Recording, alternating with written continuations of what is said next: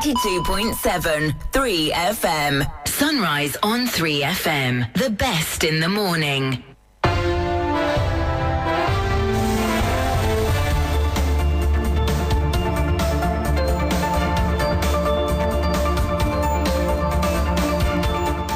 Welcome to the 6 a.m. news here on 3FM 92.7. This bulletin is coming to you live from our studios at Adesawe Kanda and also coming to you live in Kespi 107.1 FM. Coming up this morning, President John Dramani Mahama called for the dualization of Accra Cape Coast Road project as part of the Big Push project.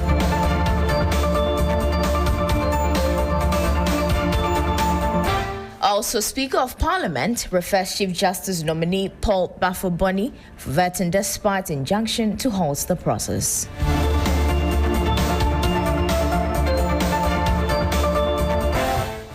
And much later in this bulletin, the Interior Ministry imposes curfew on Glupe in the Kintampo North District following violent clashes that have left 4 persons with gunshot wounds.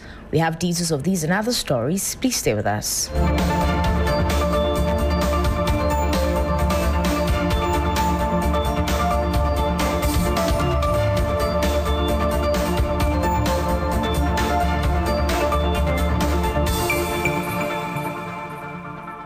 Thank you for staying with us. Now to our first story. President John Dramani Mahama has announced the introduction of a strict weight restrict regime aimed at sanitizing discipline on the road and ensuring roads last for the period of existence. At a sword curtain for the redevelopment of the Cape Coast Takoradi National Route in Takoradi as part of the Big Push agenda, the president said consultations will soon commence with transport owners on the introduction of the new budget reading by the finance minister. The president was on a one-day working visit to the western region in the Ahanta West municipality, where he inspected some stalled projects. There are trucks in this country that load 120 tons when the maximum load is supposed to be 50 tons. There is no road you can construct that will stand 20 tons per truck. And so I've told the roads minister, and it's going to be announced firmly in the budget, we'll consult the drivers union, the transporters. We must implement weight restrictions so that the roads that we build can last.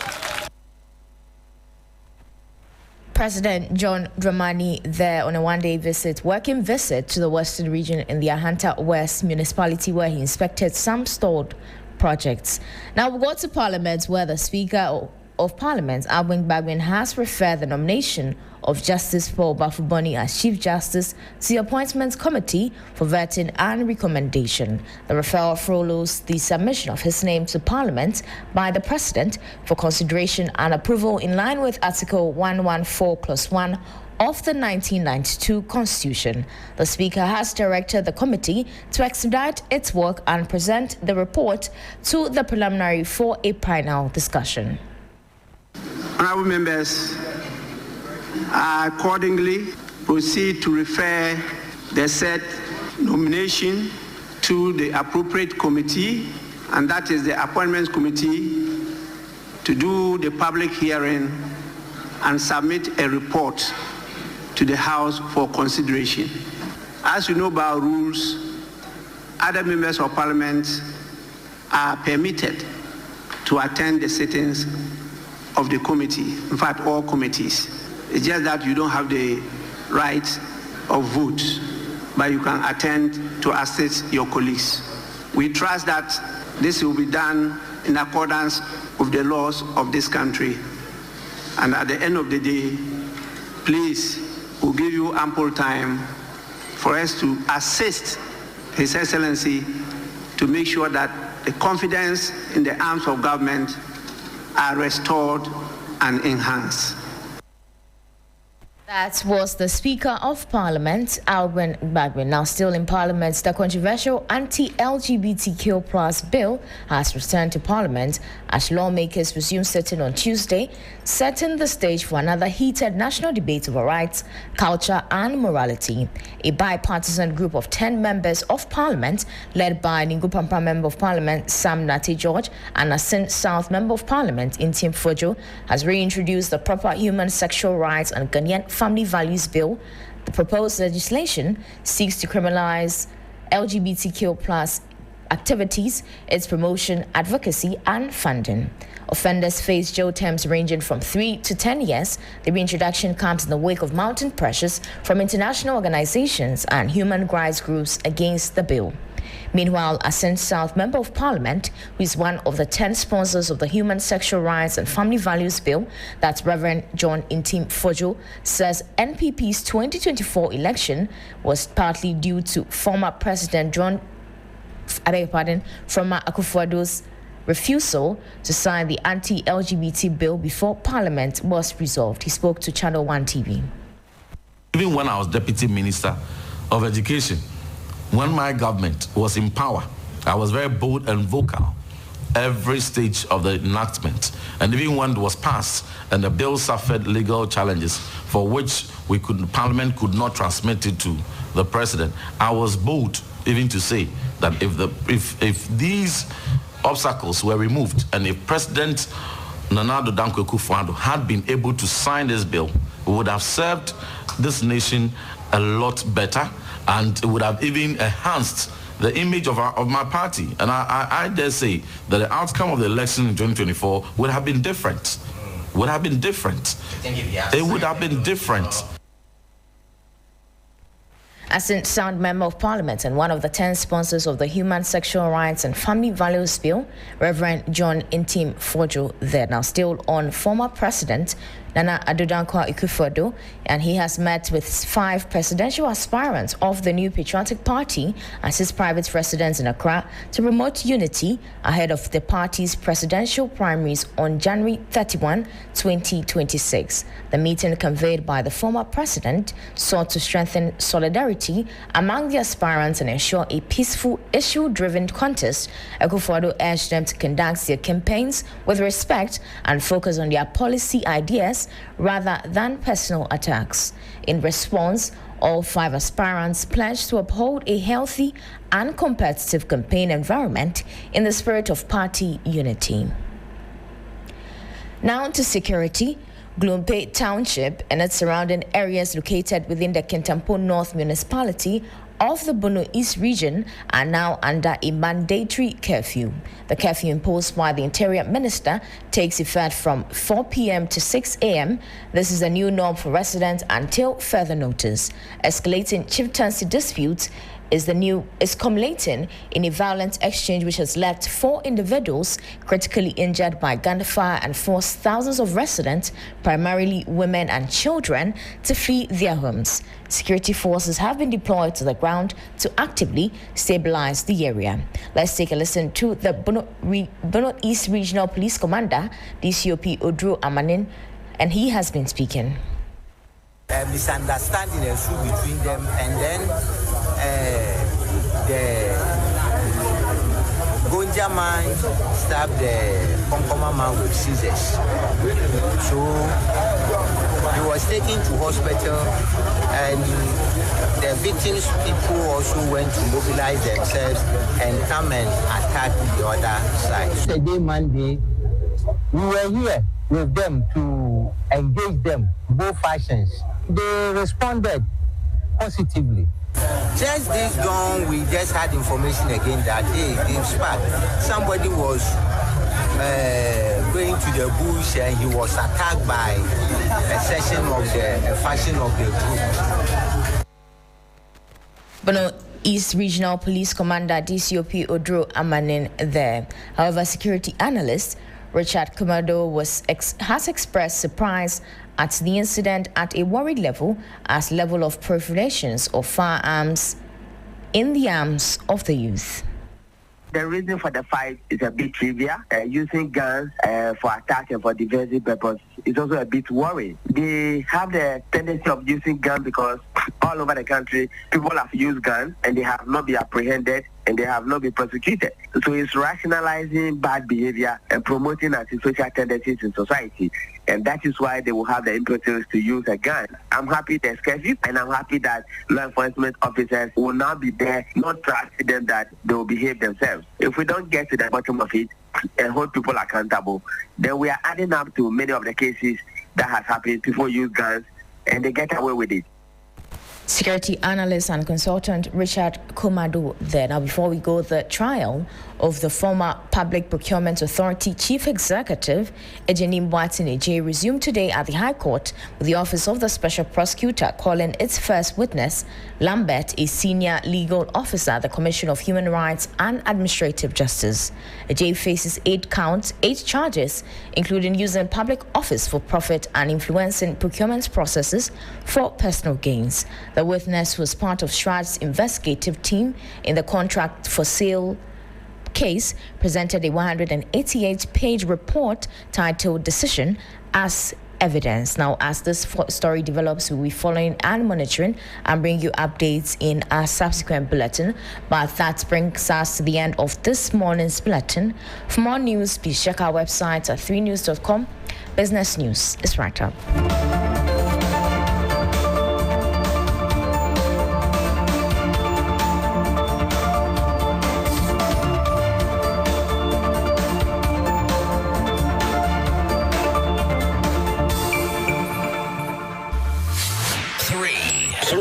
3 FM. Sunrise on 3 FM. The best in the morning. The best in the morning is on 92.7. Sunrise on 3 FM.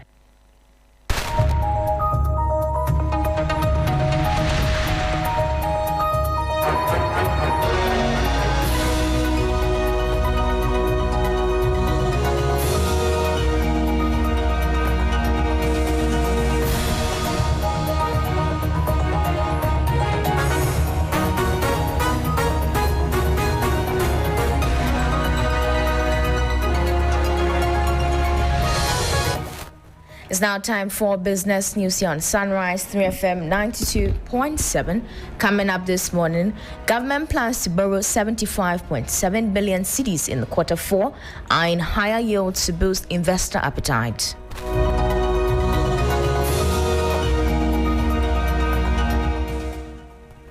Also, the Bank of Ghana intensifies fight against financial fraud as losses near 100 million cedis. Perhaps the most challenging part is that 33% of that fraud was committed by staff, and this is very alarming. Also in this bulletin, the Institute of Economic Affairs launches national dialogue on leveraging natural resources to end Ghana's IMF cycle.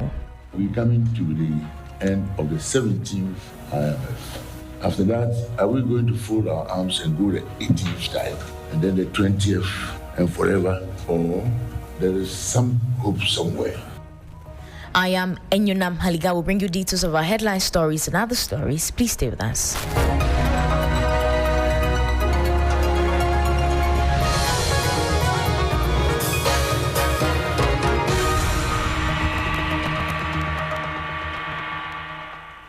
The details now. Government has announced a massive borrowing target of 75.700 billion cedis via the Treasury markets for the final quarter of 2025. The bulk of this sum, approximately 67 billion cedis, is earmarked for the rolling over maturing debt, with government seeking 8.12 billion cedis in fresh funds to finance its activities. Let's take a listen to this business report. The borrowing plan is heavily reliant on short-term instruments, with the 91-day Treasury bill expected to remain the dominant source of funding in the short-term securities market. The ambitious Q4 target comes at a time when market sentiment remains soft. The latest Treasury bill auction underscored this weakness, clearing 55.51% below the targeted amount of 6.58 billion cedis. However, market analysts suggest that the Treasury has taken steps to re-engage investors. According to Data Bank research, the modest rise observed in recent years reflects repricing considerations to attract demand. The strategy is expected to improve investor interest in government securities without compromising the Treasury's overall cash management framework. In the immediate future, the Treasury plans to raise 6.82 billion cedis through the issuance of the 91-day, 182-day, and 364-day bills to cover 6.65 billion cedis in maturing obligations, signaling a net increase in issuance to meet refinancing needs. That was a 3 Business News Desk report on the government expecting to borrow 75 billion cedis in Q4, eyeing higher yields to boost investor confidence. Now, the Bank of Ghana is deepening awareness on financial sector fraud as new figures show losses of nearly 100 million cedis recorded in 2024. The central bank made the call at the 2025 Consumer Reporting Officers and Stakeholders Engagement in Accra under the theme Excellence in Service, Innovation in Delivery, Security in Practice. The Bank of Ghana's 2025 fraud report shows over 16,700 cases were recorded, about 5% higher than in 2023, with an estimated loss of 99 million cedis. According to Second Deputy Governor Matilda Asante-Esiedu, a third of these cases involved staff of financial institutions, heightening concerns about internal lapses and weak oversight. Perhaps the most challenging part is that 33% of that fraud was committed by staff. And this is very alarming, and it calls on all of us in compliance, not just in compliance, but even as supervisors, to pay attention. It means that we have to be more intentional about vigilance, about ethics, about discipline, and have stronger internal controls. For his part, Director of the Financial Stability Department, Dr. Kwesi Osei-Yeboah, urged consumer reporting officers and financial institutions to improve on their customer service delivery while ensuring tightened internal controls. The tools we use, the channels we operate through, and the speed at which customers interact with banking services continue to change. Embracing innovation while ensuring no one is left behind is essential to strengthening access and enhancing customer satisfaction. The 2025 Consumer Reporting Officers and Stakeholders Engagement forms part of the Bank of Ghana's broader efforts to promote ethical conduct, rebuild trust, and enhance stability in Ghana's financial system. Meanwhile, the Importers and Exporters Association of Ghana has criticized commercial banks for failing to align lending rates with the country's improving macroeconomic environment despite monetary policy rate of 21.5% and inflation rate of 9.4%. Executive Secretary of the association, Samson Asaki-Awengobet, called on the banking sector, noting a persistent lag in rate transmission that continues to burden on businesses. Samson Asaki-Awengobet pointed to the glaring disconnect between the Bank of Ghana's monetary policy rate, lower headline inflation, and higher interest rates. Those who borrowed at 30%, at 28%, because inflation was somewhere 28, thereabout. Now inflation has come from far away from 54 to 28, as we speak, it's 9.2. Prime rate, it has come all the way to 21.5. Why would someone loan that he took or she took with the commercial banks at the rate of 28 as interest rate or 30% as interest repayment period is still paying when the inflation has even come down to 9.4 and the prime rate has come down to 21.5? In a direct appeal, he urged government to intervene swiftly to compel banks to further reduce their interest rates. I'm inviting the Bank of Ghana into this conversation and the Minister of Finance into this conversation and the President, of course. Are Ghanaians continue servicing their loan vis-a-vis the current prevailing trend, or the loan was locked up at 28, so you still have to be paying your loan repayment? So even this month, by the end of this month, if you have to service your loan, is it coming down to 18, 17%? I have never seen that. Awengobet stressed that without affordable credit, businesses cannot maximize their operations, ultimately delaying the full benefit of Ghana's disinflation success from reaching the real economy. And that was the Executive Secretary of the Importers and Exporters Association of Ghana, Samson Asaki Awengomet. Now, before we go, let's take a look at how the cedi is faring against major trading currencies and how some key commodities are also faring on the global market.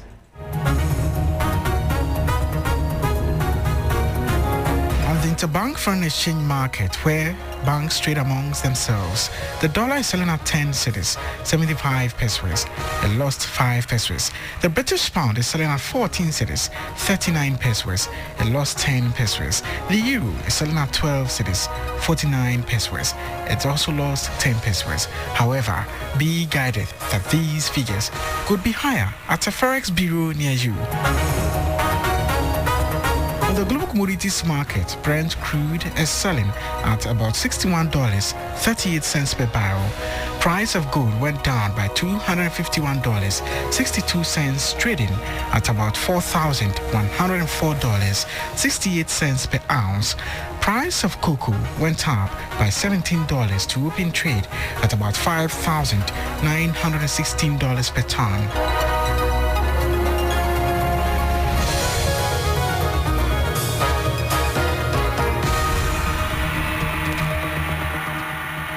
And that was an update from the Forex and commodities markets. That will be all for business news here on Sunrise 3FM 92.7. For more news, please check our website at 3news.com. I am Enyonam Haligah. Sunrise continues.